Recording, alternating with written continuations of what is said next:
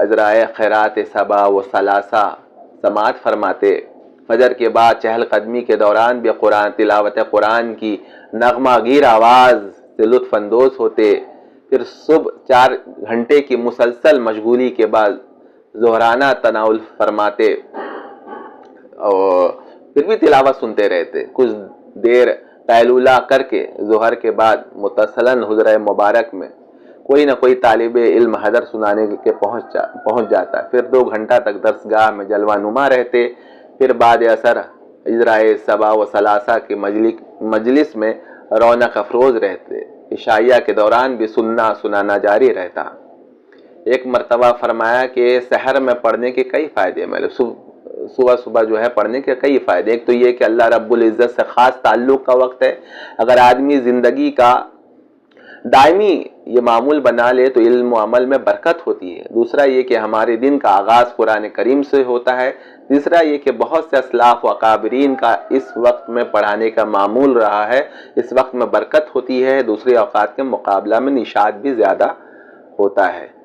تو یہ حضرت جو ہے اسی شخصیت کے حامل تھے۔ حضرت کا ایک عجیب، وہ جامعہ ڈھابل میں پڑھاتے تھے لیکن وہ تنخواہ نہیں لیتے تھے، سیلری، وہ اپنے گھر کی آمدنی اور کچھ آمدنی تھی ان کی زمین جگہ کی، وہ بس اس پہ وہ گزارا کرتے تھے۔ یہ کتنی بڑی قربانی ہے، دنیا کو تج دیا انہوں نے، نہیں یہ کہ بھائی اللہ یہ نہ پوچھ لے کہ بھائی جو تم نے پڑھایا اس کے پیسے تو لے لیے، تو نہیں، انہوں نے پورا پڑھایا، وہ بالکل ایک دم خالصتاً، ان کو دیکھنے ہی سے لگتا تھا کہ یہ کوئی اللہ والے ہیں۔ آج جو ہے بس لوگ جو ہے صحبت سے آری، بس وہ ہوتے تو پھر وہ ایسے دنیا دار عالم بن کر جو ہے وہ، ان کی ایک بار طبیعت ان کی بہت زیادہ بگڑ گئی، طبیعت ایک دم خراب ہو گئی ان کی، شاید یہ گلے ہی میں کچھ ہو گیا تھا ان کا، لیکن وہ پھر بھی قرآن مطلب سننا جو ہے انہوں نے، وہ طلبہ کو بلاتے تھے اور اپنے وہ ICU روم میں، اور وہ قرآن پڑھتے تھے اور حضرت کو اس میں حظ ملتا تھا۔ نہ ڈاکٹروں کو یہ تھا کہ بھائی آپ تو یہ نہیں بول پائیں گے، لیکن چونکہ یہ ان کا تعلق ہی ایک ایسے فن سے اس میں بولنا ہے جس میں سننا ہے،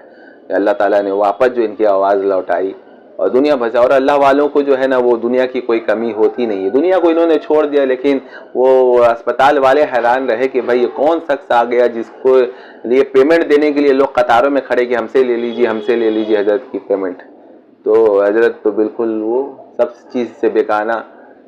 اور بالکل دنیا کی طرف ان کی رغبت نہیں تھی۔ یہ تو میرا دیدہ ہے، میں نے خود حضرت کو دیکھا ہے۔ یہ اور بات رہا کہ حضرت کے جنازے میں شریک نہیں ہو سکا، اس کا ملال ہے، اللہ تعالیٰ جو ہے ان کو جنت الفردوس میں جگہ عنایت